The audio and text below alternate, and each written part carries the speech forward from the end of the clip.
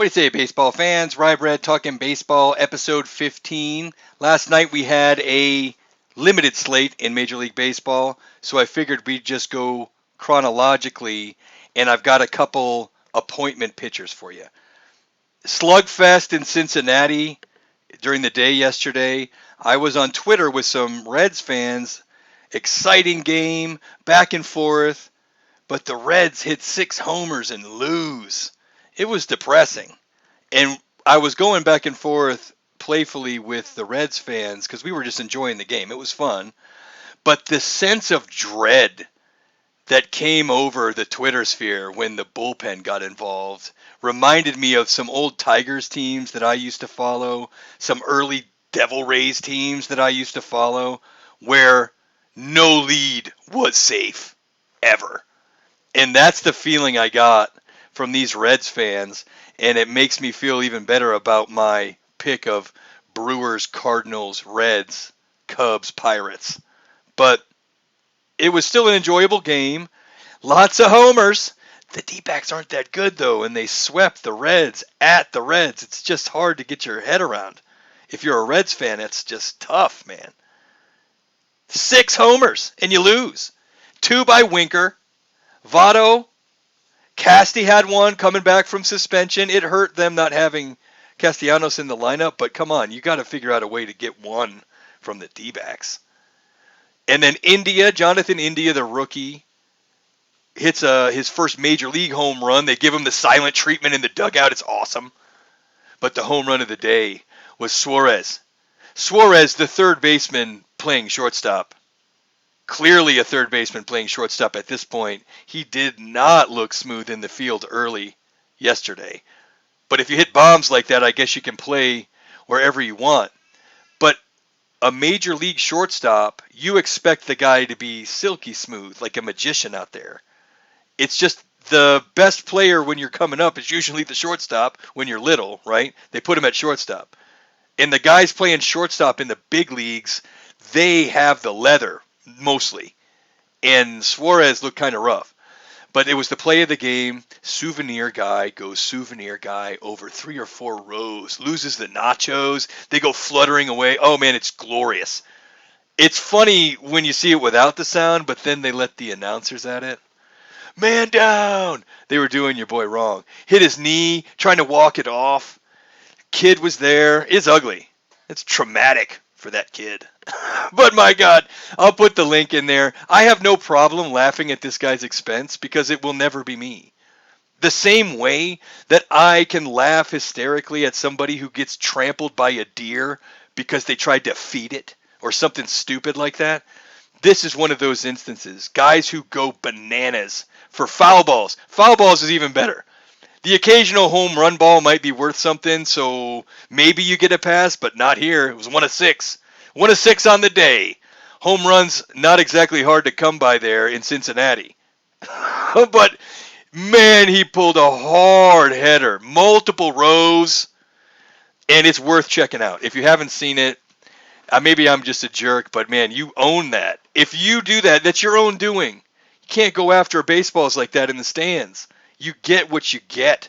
That's a stupid games, stupid prizes scenario if I've ever seen one.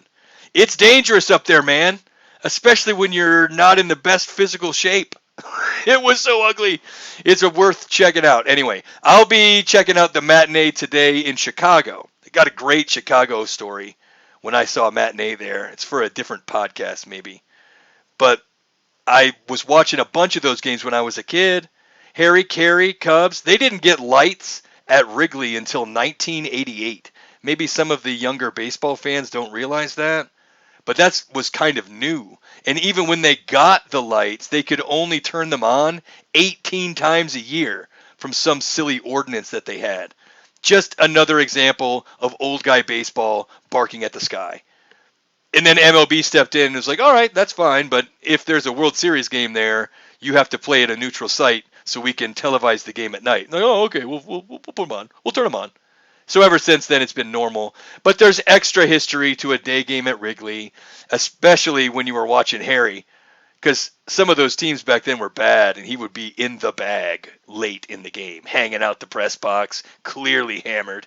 It's really fun. I don't know if they've scrubbed most of those from YouTube. I haven't found many good ones. They're still out there, though. But back to baseball. I like the Brewers in the Central. They're throwing out the Bionic Man today. Brett Anderson just continues to find ways onto rosters. I got a lot of respect for him. He has battled so much as far as arm injury and arm trouble, and Hendricks has not looked good. Man, what the Braves did to that guy, he's got to want to get back out there and right that ship.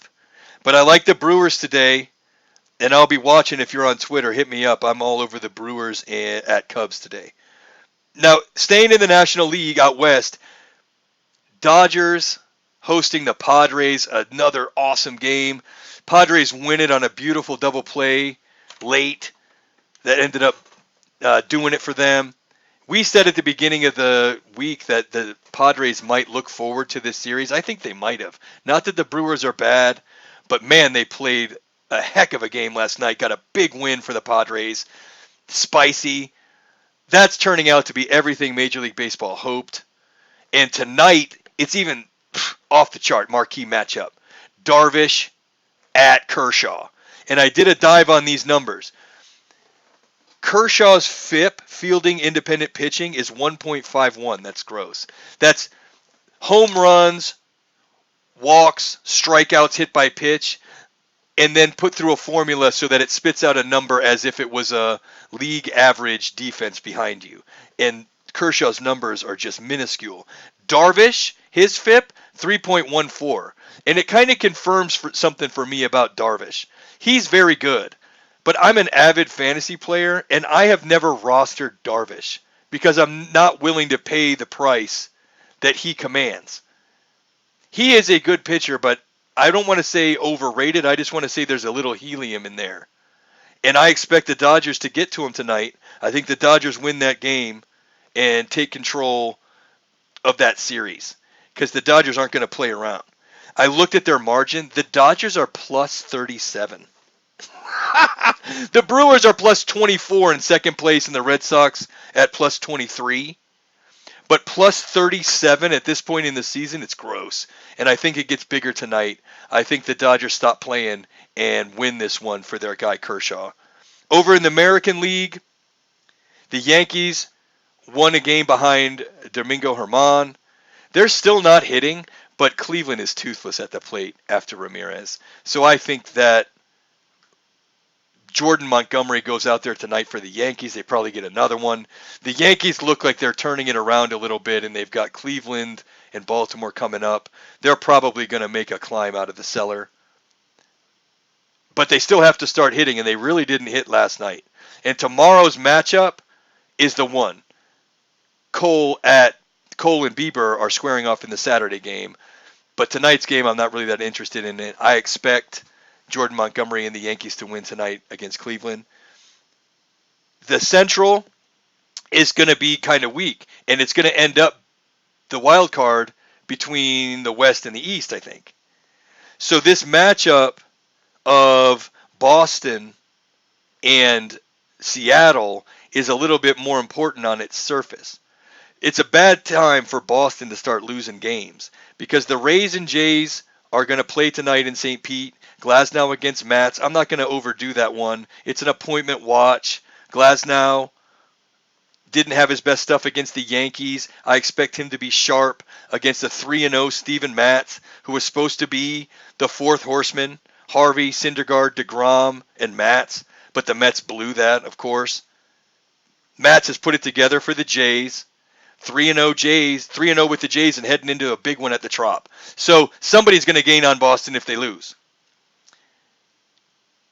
Mariners won a game they shouldn't have last night. They had one hit in the eighth inning, and it was 3-3. The air monster came and struck at Fenway. Errors all over the league, costly errors all over the league in the early going, and last night was no different. So if you're Boston and the Mariners have one hit, 3 runs, and you're going into extra innings, that's not comfortable. And then the zombie comes around to score. It's 7-3 before it's all done. 7-3 is the final last night, and I think they only ended up with 3 hits. At the end of the night, the Mariners had 3 hits and 7 runs and stole a game from Boston. Good teams will do that. And I don't expect Boston to be on the losing end of that transaction very often. Because Boston was playing as well as anybody that's not named Oakland. I'm staying away from Oakland until all that thing is done. Because, man, what they're doing is special. Oakland, of course, on fire. I'm staying away until that thing is all sorted. But right now is a wrong time to be losing games if you're Boston, and Seattle just continues to look tough. Coin flip game tonight. Kikuchi for Seattle, and I think it's Perez for Boston. So who knows in that one? And I think Boston needs it. I think Boston wants that game. And Seattle is not backing down from anybody. They had that 2-game split against the Dodgers, and just as a barometer between the West and the East fighting for wild card spots, this game's important because Houston looked like they're heating up. They beat the Angels last night. Christian Javier, we saw him in the playoffs against the Rays. He's excellent. He's really good. Underrated pitcher for Houston. 9 Ks, 1 walk, 5 scoreless, and Houston handles the Angels. Trout came out of that game. If Trout's not in the lineup tonight, Houston's rolling Greinke out there. I think Houston's bats are heating up.